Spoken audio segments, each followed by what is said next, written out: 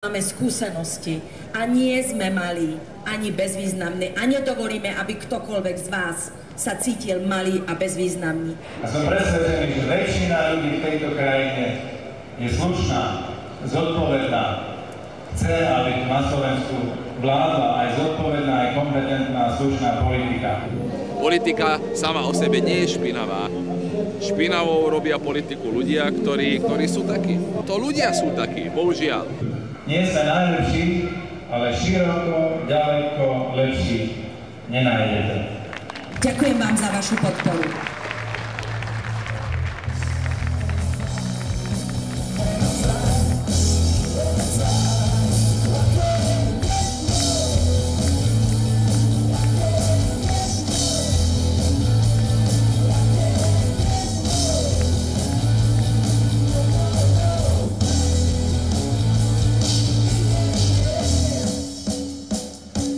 No dobre, tak teba zaujíma môj názor na to, čo si myslím, čo sa deje v túto volebnú noc.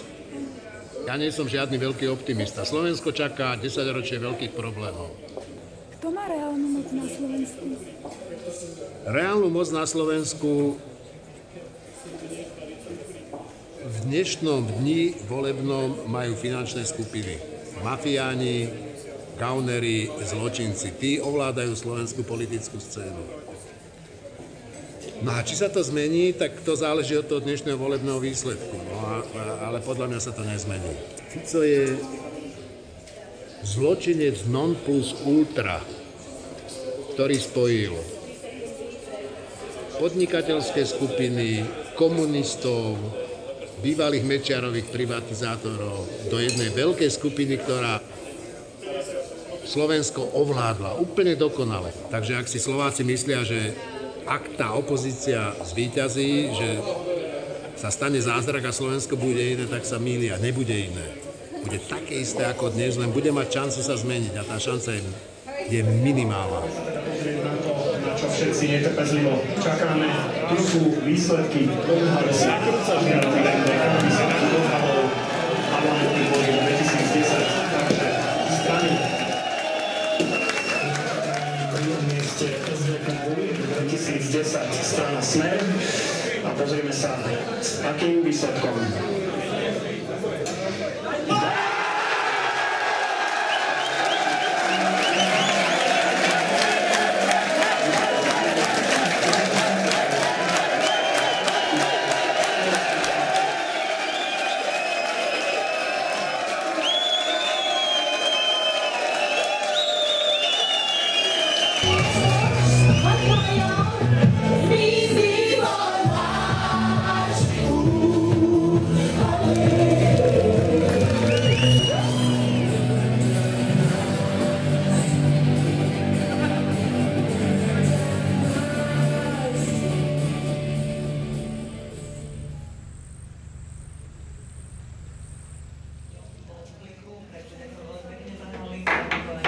Ako to vyzerá? Veľmi dobre. Veľmi dobre? Áno. Veď máte 4,7%. Nemáme 4,7. Nepozeráte štatistický úrad. Tak Dajte si STV jednotku a tam vám nabiehajú Tak čísla. nám povedzte, ako to Už sme mali 5,3. 4,7. 5,3 sme mali pred chvíľou. A HZDS má zatiaľ 4,85%. Myslím si, že koniec mečiarizmu by sme už po toľkých rokoch naozaj mohli mať.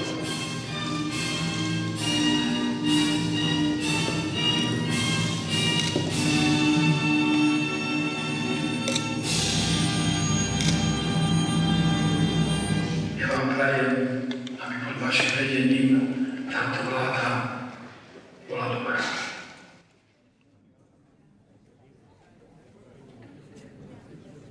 Sto 24 prítomných, 55 za návrh, 9 proti, 60 nehlasovalo. Pani poslankyne, páni poslanci, konštatujem, že Národná rada Slovenskej republiky navrhované uznesenie neschválila a tým nevyslovila dôveru vláde Slovenskej republiky.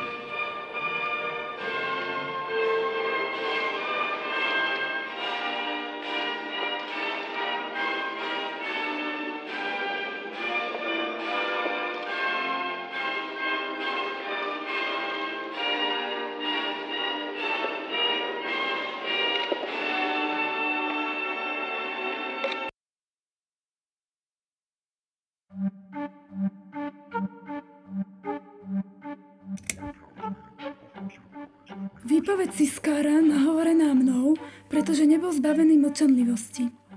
Všimol som si, že do susedného bytu na Vazovej ulici, kde som býval, chodí minister hospodárstva a iní členovia vlády spolu s členmi finančnej skupiny. Povedal som to svojmu šéfovi, že by to mohlo byť zaujímavé. Išli sme do toho. 8.1.2006 Jirko Malchárek, Jaroslav Haščák.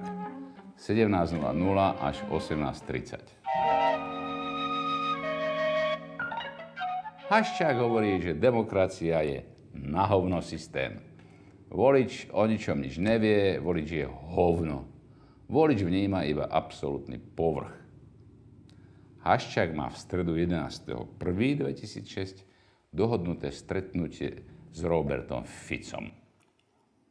Fico prichádza priamo z autosalónu v Inchebe a pýta sa Haščáka. No čo, jak sa vám darí? Haščák odpovedá, dobre. Poďme si sem sadnúť za stôl.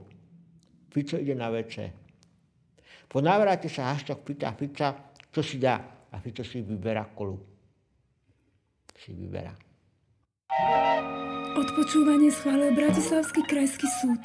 Vyvrtali sme tenký otvor do steny, kde sme vložili mikrofón a zapojili ho. Zvuky boli prenášané elektrickým káblom, takže aj keď niekto kontroloval byt suseda Zoltána Vargu, ploštice vyzerali ako drôty v stene susedného bytu. Tak sa stalo, že uverili, že byt je čistý a bez zábran sa rozprávali o kupovaní poslancov a o nelegálnom stranickom financovaní. Fico hovorí, že v politike je 14 rokov, nie je samovrah a nedá sa po vstupe do vlády predať za 5,50.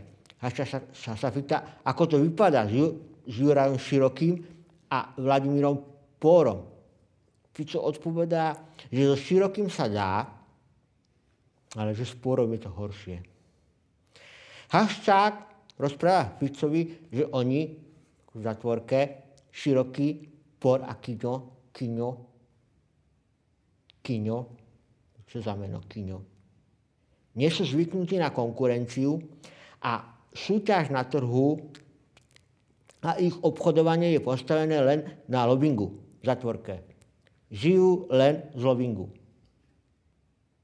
Haščák hovorí, že toto je jeho 11. obchod s províziami za privatizáciu, ktorý robí s Palackom. Haščák hovorí, že Mikloš nekradne toľko, ako si Fico myslí.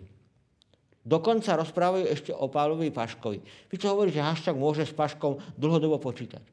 Haščák hovorí, že za históriu svojich obchodov s FNM, ktorých urobil veľké množstvo, dal už províziu asi všetkým funkcionárom prezídia a výkonného výboru FNM.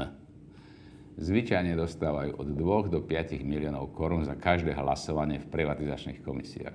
Malchárek chce výjsť ústrety NL-u v neprospech SR, za čo požaduje motiváciu 1 miliard slovenských korún. Informácie zo SIS začali unikať najprv cez skupinu, ktorá mala na starosti náboženské strany, potom na hlavnom analytickom oddelení a nakoniec najväčší únik bol, keď šéf kontrarozviedky predal Pente a ministrovi Malchárkovi audionahrávky. Napísal som list riaditeľovi SIS Magalovi, že sa tým ohrozila bezpečnosť mojej rodiny. Začal som sa báť Vargovej pomsty. Vyhražal sa mi. Snažil som sa nájsť na Slovensku dobrého prokurátora, ktorý by mi pomohol. Nenašiel som ho. Oslovil som aj politikov. Nepomohli mi. Nakoniec som sa stretol s novinárom, ktorého články sa mi páčili. Dal som mu spis. Tam v tom kufriku máš ten spis. Originál. Hej, stretol som s operatívmi Úrad boja proti korupcie, ktorého som poznal. A som im ukázal ten spis, oni išli za nadriadených a vrátili sa sklamaní, že šéfovia sa smiali toho ksichtu, že čo si myslí, že to dalo ísť priamo. Tak, a kto boli tí šéfovia? No, vedení Úrad boja proti korupcie. A kto tam bol vtedy? No, šéf bol Tibor Gašpar, ktorý je spomenutý v spise. A jeho právoruka bol Jan Rejda, ktorý tiež sa objaví v spise. Tak povedal, že nemá to šancu, že nikto do toho nejde. Tak som to len nosil so sebou a došlo k zvratu po voľbách v roku 2010, keď ten Siskár, ktorý je hlavný zodpovedný na ten spis, začal písať listy, že premiérke, ministrovi Lipšicovi aj Žitňanskej. A polícia znovu na mňa obrátila, že či by som mohol odovzdať ten spis. Ja, že no, vy tu už máte. Že bohužiaľ sme to strátili. Tak som mi znovu odovzdal spis. A teraz vo vyšetrovateľovi, ktorý oni vybrali, som videl skutočnú snahu to niečo s tým robiť, skutočnú hnev a nechuť z toho, čo videl. Ale znovu začal sa diať veci. Jemu rozbili vyšetrovací tím, Siska odmietla spolupracovať. Stále chýba niekde nejaká odvaha alebo úprimnosť, lebo všetci o tom vedeli. Ja som bol pozvaný na Vianočnú kapustnicu na úrad vlády v roku 2010 a familiárni o tom bavili ako opice. No tak každý o tom vie, ale nikto nechce do toho ísť.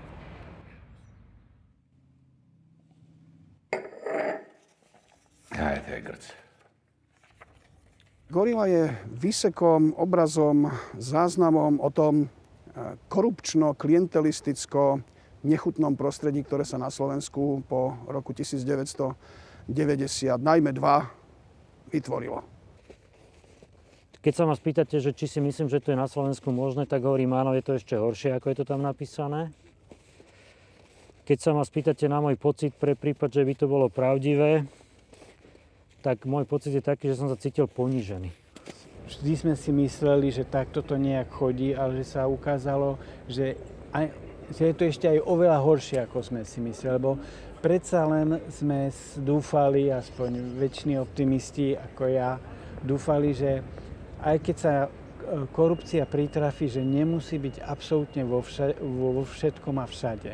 A toto ukázalo, že bola pri každom závažnom rozhodnutí, každé sa dialo na korupčnom základe. Tak som plánoval, že píšem, dokončím knihu, vydám to okolo Vianoce 2011, čo by bol 2 roky po voľbách, 2 roky pred ďalších voľbách a aspoň verejnosť by mal čas to čítať a venovať v kľude, bez zbytočnej spolitizáciu. A koncom roku 2011 niekto to hodil na webe a všetko sa zmenilo.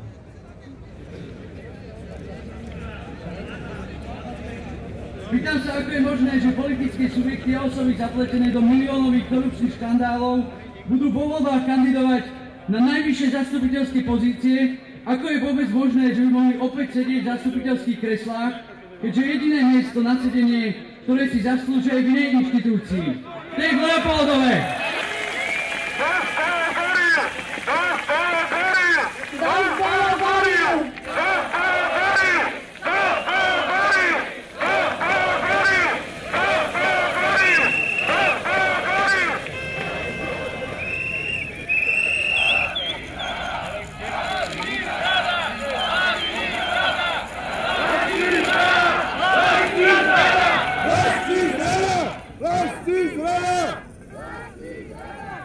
Dajte nám zbrane!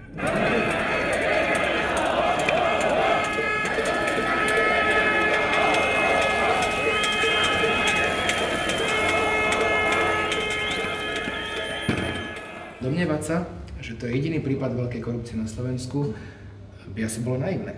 Ale keď už to zdokumentované máme, je tu vážne podozrenie, tak by bolo pre krajinu a pre jej charakter trestuhodné, keby sme nevedeli tento prípad dotiahnuť aj trestnoprávne dokonca. Nebojíte sa toho, že možno niektorí aktéri ešte predtým, ako pôjdu na výsluh, môžu odísť zo Slovenska? Ja si myslím, že nakoniec nikto spravodlivosti neújde v tomto prípade.